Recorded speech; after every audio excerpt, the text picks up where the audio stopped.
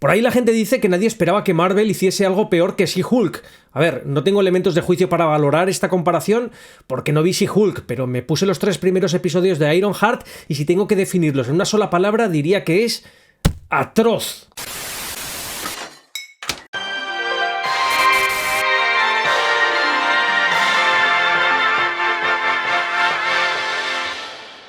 De forma general, los personajes me han parecido todos bastante desagradables, poco carismáticos y durante el tedioso visionado no he sentido el más mínimo interés por sus motivaciones ni el desarrollo de la historia, una historia perlada de chorradas que te sacan constantemente fuera de la suspensión de la incredulidad. Esto está clarísimamente concebido para gente que no se ha sacado el graduado escolar, con todos mis respetos para quienes por cuestiones de la vida no han podido hacerlo. Eso o se espera que el espectador medio se plante delante de Ironheart con medio cerebro y el otro medio viendo vídeos de TikTok. Y es que en esa tradición propia de Marvel en televisión, esta serie parece centrarse en personajes que, dentro del esquema general del universo cinematográfico, son básicamente unos don nadie. Mira que yo no soy Marvelita y de hecho es un universo que me da bastante igual, pero reconozco que algunas pelis me han entretenido e incluso gustado y soy capaz de reconocer y respetar la pasión de los fans por este universo. Pero lo que he visto en Ironheart me ha parecido de reggaetonero para abajo. Una serie de personajes de tercera regional B jugando a ser héroes o villanos de Marvel y haciendo más bien el ridículo en el proceso, subiéndose al lomo del personaje original de Iron Man, aprovechando su indisposición narrativa, toma eufemismo que me acabo de marcar, para estirar el concepto de la armadura voladora con superpoderes en esa vorágine manierista y decadente que caracteriza a las franquicias cinematográficas, obsesionadas con sacar contenido sin ton ni son, sin darse cuenta al parecer de que más no es mejor y que, muy habitualmente, como en este caso, más es objetivamente peor. Sí, no tengo ni puta idea de Marvel, pero algo me dice que la franquicia tendría más salud y dignidad sin Ironheart, y me da igual que venga de un cómic de 2016, eso no hace mejor lo que he tenido la desgracia de ver. ¿Y de qué va? Pues tenemos una tal Riri, como dicen ellos, Riri. Llámame señorita Riri. Riri Williams. Oí que Riri Williams era una genio. Mi señora Riri. Riri. ¿Qué tienes ahí, Riri? Ah, ¿esta es la casa de Riri Williams? Riri. ¡Abre la maldita puerta, Riri! Riri, sobrevuela y encuéntralo. Riri. No tengo ni idea cómo lo dicen.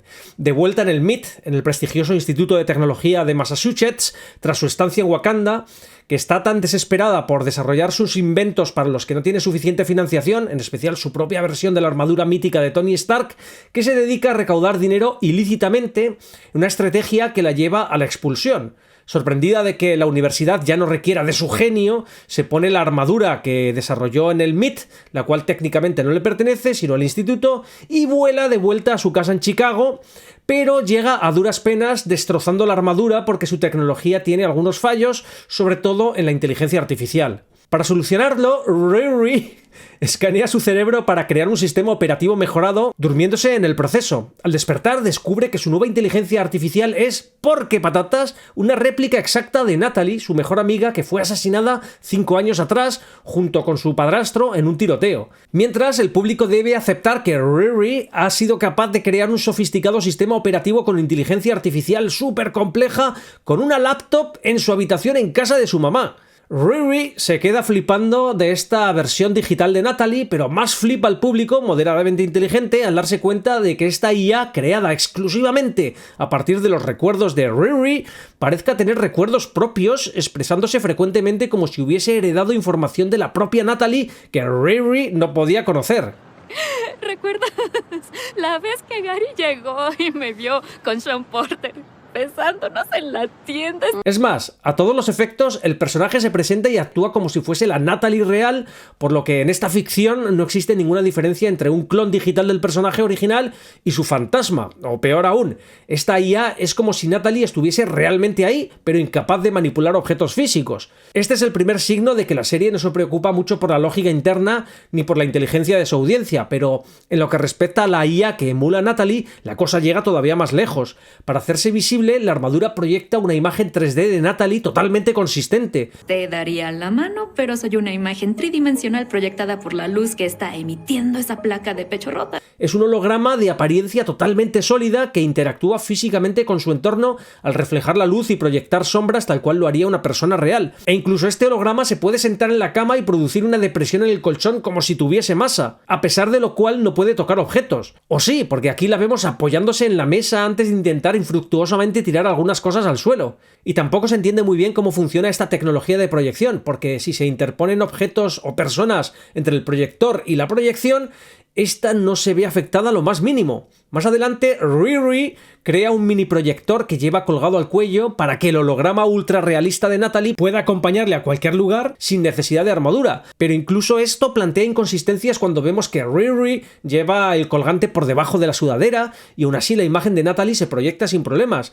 De hecho, da igual si Riri se agacha o se da la vuelta. La proyección de Natalie se mantiene consistentemente en el espacio físico como si fuese real y el proyector no tuviese nada que ver. Así, por mucho que la retórica de la serie pretenda asociarse con la ciencia ficción, en la práctica no pasa de la mala fantasía. La última preocupación de la serie es dar, aunque sean, explicaciones vagas para fundamentar las hazañas tecnológicas de la protagonista, lo que hace que todos estos elementos parezcan las típicas conveniencias de un mundo de fantasía barato, sin reglas, en el que las cosas ocurren sin explicación ni esfuerzo, contribuyendo a la sensación de tedio. Pero, ¿y qué me decís además de que la proyección holográfica esta pueda incluso oler? ¿El olor no te da la misma vibra, Brie?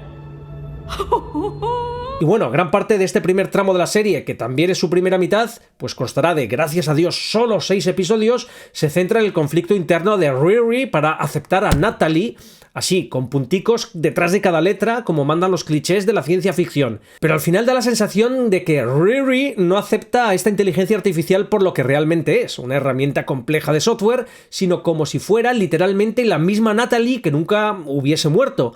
Y eso hace que el trauma que se supone que arrastra por su pérdida se sienta bastante insustancial. Sí, se podría argumentar que esta es la forma que Riri tiene de lidiar con el duelo, pero más que un proceso de elaboración del dolor parece puro escapismo, una forma cómoda de evitar enfrentarse a la realidad.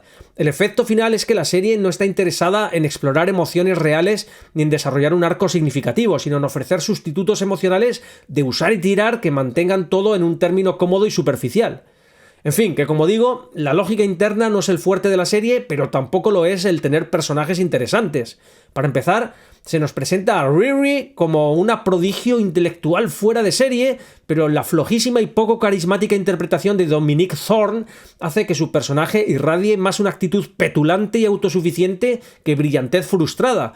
Y es que además el guión la hace poner en su propia boca desde el comienzo, mediante exposición, lo super guay y super inteligente que es, generando al menos en mí un rechazo inmediato. Estoy aquí porque puedo ser la mayor inventora de mi generación. Pero tampoco contribuye al atractivo por la serie el desarrollo del trauma persistente de Riri por las muertes de su padrastro o de Natalie en escenitas que interrumpen la narrativa sin que quede claro cómo ello afecta a la protagonista o cómo contribuye a la forma en la que se desarrollan los acontecimientos. Al final genera un efecto irregular en el que la narrativa pierde impulso y coherencia.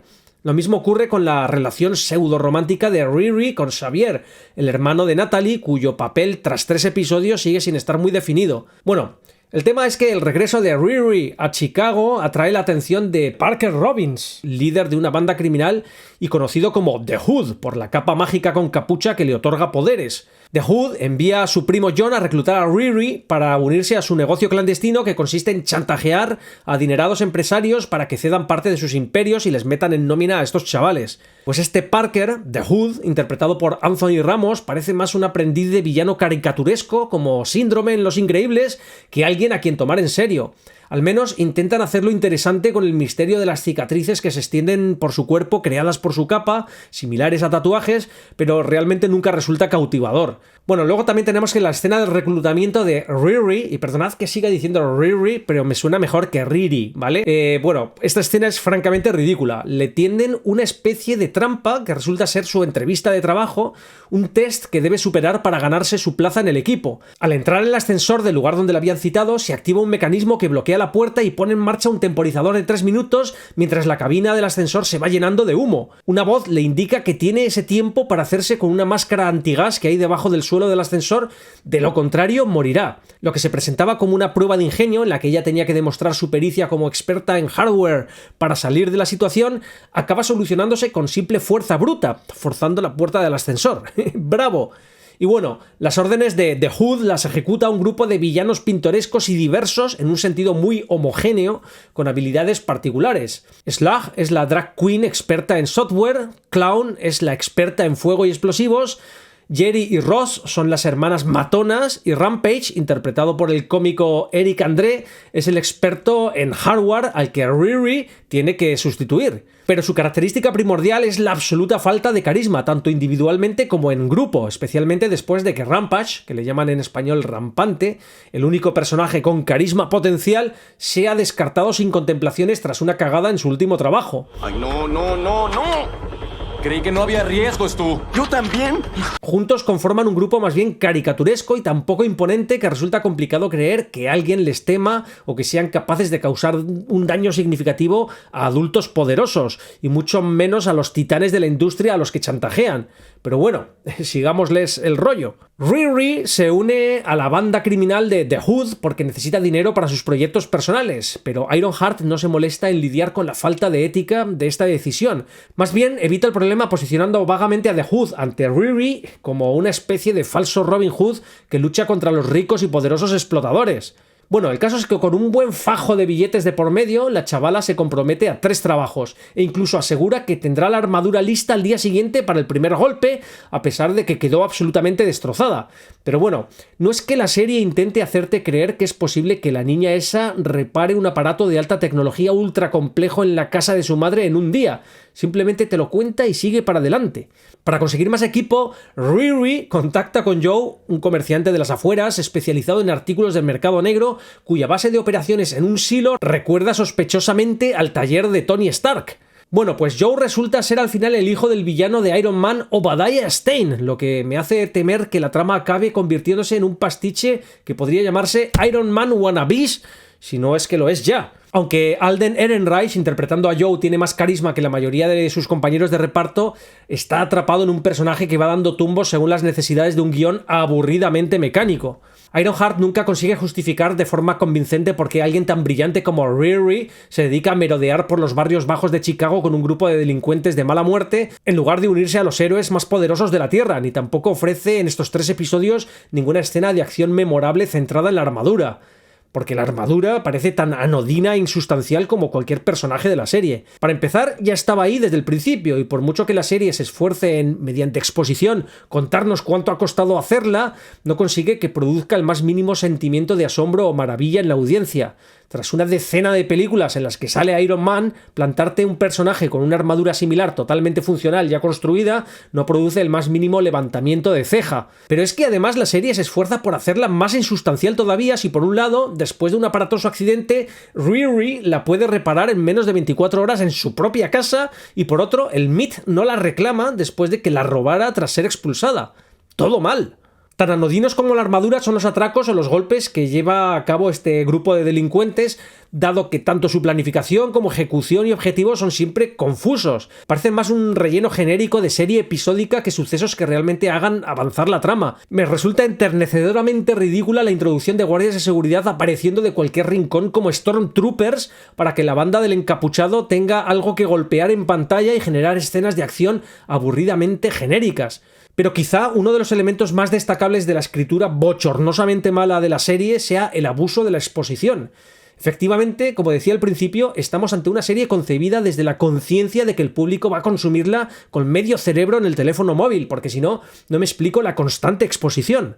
Tú, Riri Williams, trabajas en construir un traje de acero. Los personajes se la pasan contándole a Riri cosas que ella ya sabe, solo para que el público las escuche. Y ustedes dos trabajaban día y noche en ese pedazo de metal, el Barracuda. Oye, Riri, ¿recuerdas a tu difunto padre y cómo trabajabas con él en un taller mecánico arreglando un coche en particular?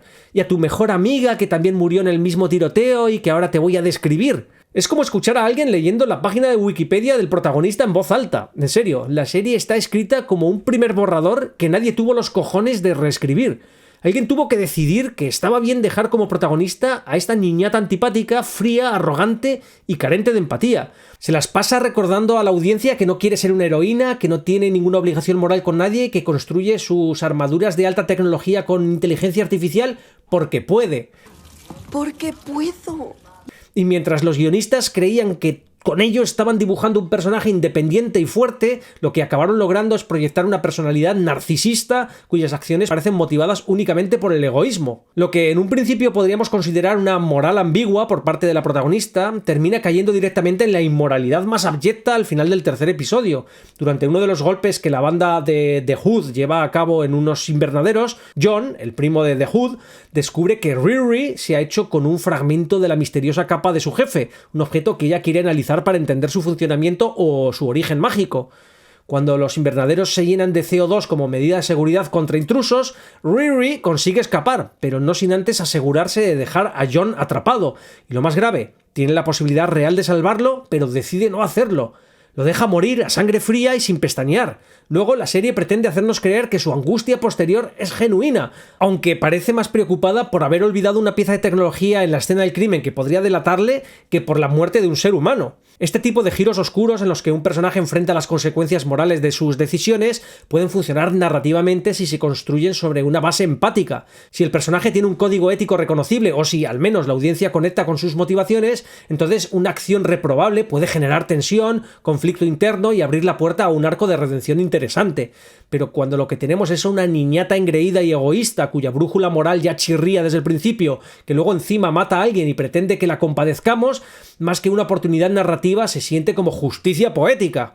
Y es que la serie parece hacer todo lo posible para que te dé absolutamente igual lo que le ocurra a la protagonista y por extensión al resto de personajes. La actitud general de Riri, una chica cool, fanfarrona, permanentemente consciente de su brillantez y empeñada en recordárnoslo a todos a cada paso, domina por completo su caracterización. Pero si construyo uno mejor que cualquier otro ser, la gente solo va a poder respetarme. La IA más lista, la armadura más fuerte. Hay múltiples momentos en los que podría enfrentarse a desafíos reales, ser cuestionada o incluso humillada, pero la serie esquiva sistemáticamente cualquier roce con la vulnerabilidad. En su lugar, insiste en su perfección y en presentarla como una víctima incomprendida por un entorno que simplemente no está a su altura. Riri no aprende, no evoluciona, no se esfuerza, es desde el minuto 1 increíble en el sentido más vacío del término y todo lo que la rodea existe únicamente para obstaculizar su grandeza o para rendirse ante ella. En fin, una protagonista desagradable, un elenco sin carisma, una trama insustancial, una escritura horrible, tonterías tecnológicas y MacGuffins mágicos chungos, efectos especiales de mercadillo.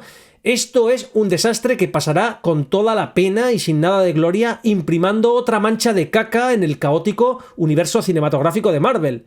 Termino este vídeo quedándome con la incomprensión de por qué una franquicia tan exitosa y con la posibilidad de enrolar buenos escritores termina autosaboteándose de esta forma. ¿Será que estamos ante la enésima producción de mierda concebida como mantenimiento de derechos? Pues bueno, déjame ese like si te ha gustado el contenido de hoy y no te olvides de suscribirte y activar notificaciones si quieres recibir mi mandanga veraniega bien fresquita. Y te invito a unirte al canal si quieres ayudarme a producir más vídeos con más frecuencia y más calidad. Y un saludo especial a todos mis Paint Lovers, a los miembros del canal. Sin vosotros esto no sería sostenible. ¡Nos vemos pronto! ¡Chao!